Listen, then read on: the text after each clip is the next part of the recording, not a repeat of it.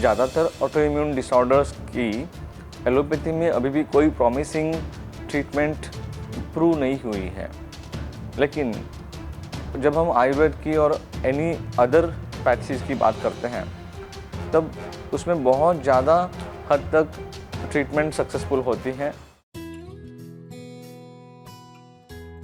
अनेक त्वचा विकारों में एक इम्पॉर्टेंट त्वचा विकार है, वो है सोरियासिस। सोरियासिस एक ऑटो इम्यून डिसऑर्डर्स में गिनी जाती है। इसका मतलब ये है कि शरीर की खुद ही की पेशियों को शत्रु समझने लगती है और उनसे लड़ाई करने लगती हैं। ऐसे विकारों को ऑटो इम्यून डिसऑर्डर्स बोलते हैं। सोरियासिस ये ऐसी ऑटो इम्यून बीमारी है जिसका इलाज बहुत ही मुश्किल हो जाता है, क्योंकि जो शरीर की पेशियाँ किसी से लड़ती है, अगर उनको आपने रोक दिया तो आगे जाके असली जब खतरा आएगा तब उनसे लड़ने के लिए वो तैयार नहीं रहता है, और अगर उनको नहीं रोका तो वो अपनी ही शरीर की कोशिकाओं से लड़ते हैं और उनको ख़राब करने लगते हैं। इसलिए ज़्यादातर ऑटो इम्यून डिसऑर्डर्स की एलोपैथी में अभी भी कोई प्रॉमिसिंग ट्रीटमेंट प्रूव नहीं हुई है, लेकिन जब हम आयुर्वेद की और एनी अदर पैथीज की बात करते हैं तब उसमें बहुत ज़्यादा हद तक ट्रीटमेंट सक्सेसफुल होती है। और ऐसे कई सारे विकारों में जैसे IBS है, रिएक्टिव अर्थराइटिस है, गाउट है, रोमेटॉइड अर्थराइटिस है या फिर सोरियासिस है, हमने बहुत हद तक उसको अच्छा किया हुआ है। काफ़ी सारे रोगियों को उसका लाभ हुआ है आयुर्वेद की ट्रीटमेंट से। आयुर्वेद के अनुसार इसके अनेक कारण बताए गए हैं। इम्पॉर्टेंट है विरुद्धाहार और मानसिक अतिचिंता। विरुद्धाहार का मतलब गलत चीज़ों का संयोग कर देना। उदाहरण के तौर पे जिस चावल में ऑलरेडी नमक डला हुआ है उसी में दूध मिला के दूध और चावल खा लेना, या फिर भोजन के साथ दूध पी लेना, क्योंकि उस भोजन में नमक मिर्च मसाला तो रहेगा, वही दूध उसमें जाके मिल जाता है और वो विरुद्ध संयोग बन जाता है। वैसे ही फल को दूध में मिलाना या फिर गर्म पानी में शहद को मिलाना, ये सब विरुद्ध संयोग है। अब ये हम कैसे जाने कि क्या सही है और क्या गलत है?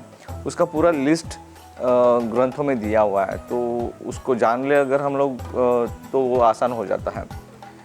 उसके अलावा मतलब गलत सीज़न में गलत चीज़ें खाना, उदाहरण के तौर पे एप्पल जो है वो सिर्फ सर्दियों में पेड़ पे उगता है, तो उसको सर्दियों में ही खाना चाहिए।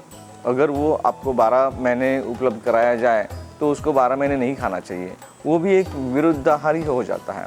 वैसे ही गर्म चीज़ों में दही मिलाना या फिर गर्म पानी में शहद को मिलाना, गर्मियों के दिनों में गर्म ही चीज़ें खाना, ठंडियों के दिनों में ठंडी चीज़ें खाना, इन सभी चीज़ों को विरुद्धाहार में गिना गया है। ऐसी चीज़ों को खाने से, सेवन करने से कुष्ठ हो जाता है या फिर सोरियासिस हो जाता है। आयुर्वेद में सभी त्वचा की बीमारियों को एक नाम दिया है, उसको कहते हैं कुष्ठ। कुष्ठ मतलब कोई दूसरी बीमारी नहीं है। समझो मुझे त्वचा के ऊपर कोई फुंसी भी आ गई, अगर मैं उसको स्किन डिसऑर्डर में गिनता हूँ तो भी उसको कुष्ठ ही कहते हैं। दूसरा, अति मानसिक तनाव होना या फिर अति चिंता करना, ये भी किसी भी ऑटो इम्यून डिसऑर्डर का एक बहुत बड़ा कारण होता है।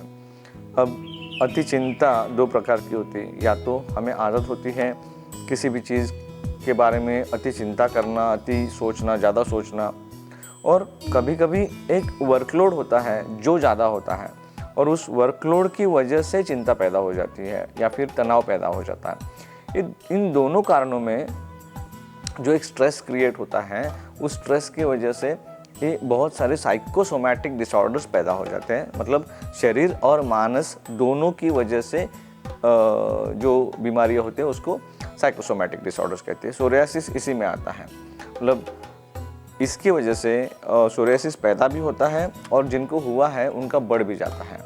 खाने पीने में जो लोग ज़्यादा मांसाहार का सेवन करते हैं या फिर मछली का और सी फूड का ज़्यादा सेवन करते हैं, नमक का ज़्यादा सेवन करते हैं, इन लोगों में, ज़्यादातर लोगों में ये देखा गया है कि सोरियासिस का प्रमाण अधिक हो जाता है। तो इन चीज़ों को अवॉइड भी करना ज़रूरी है। आजकल एक विरुद्धाहार बहुत कॉमन हो गया है। जैसे आपने कभी दही के पानी को दूध में मिलाकर पिया है, मतलब कोई भी बच्चा समझ लेगा कि दही के पानी को या फिर दही को आपने दूध में मिला लिया तो दूध फट जाएगा और दूध खराब हो जाएगा। ऐसे दूध का सेवन करना सही नहीं है।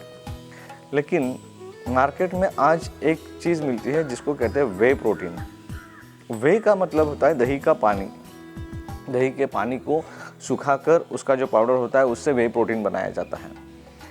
अब समझ लीजिए कि इसका मतलब है कि दही के पानी को आप दूध में मिलाकर पी लेते हैं। जो लोग वे प्रोटीन का सेवन करते हैं दूध में मिलाकर, वो एक बहुत बड़ा विरुद्धाहार गिना जाता है।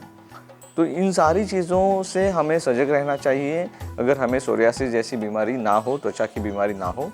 और जिन लोगों को सोरियासिस है तो उन लोगों को इससे बहुत सावधान रहना ज़रूरी है। इन मोटे मोटे कारणों के साथ जिन लोगों को पहले कुछ विशिष्ट बीमारियां हुई हैं, जैसे जॉन्डिस मतलब पीलिया, typhoid, malaria, chikungunya, dengue, piles, kidney stone, ऐसी बीमारियां या फिर टीबी, ऐसी मेजर बीमारियां जिन लोगों को पहले हो चुकी हैं, उन लोगों में भी उसका रिएक्शन आगे जाके काफ़ी सारे लोगों को सोरियासिस होने की संभावना रहती है। इसलिए इन बीमारियों की ठीक से चिकित्सा होना भी बहुत ज़्यादा ज़रूरी है। अगर उस वक्त ठीक से नहीं हुई हो तब भी आगे जाके हमें इन संभावनाओं को नज़र में रखते हुए आगे जो केयर लेनी चाहिए वो केयर अगर करेंगे तो सोरियासिस जैसी बीमारियां नहीं होगी। लेकिन बहुत सारे व्याधियों के परिणाम स्वरूप भी सोरियासिस पैदा हो जाता है। अब ये मोटी मोटी कारणों को समझते हुए अगर हम लोग या तो इससे परहेज़ करें तो हम सोरियासिस जैसी भयंकर बीमारियों से बच सकते हैं, या फिर जिनको सोरियासिस हो गया है उनको इनसे हमेशा दूर रहना चाहिए। इससे सोरियासिस को ट्रीट करने में बहुत ज़्यादा मदद हो जाती है।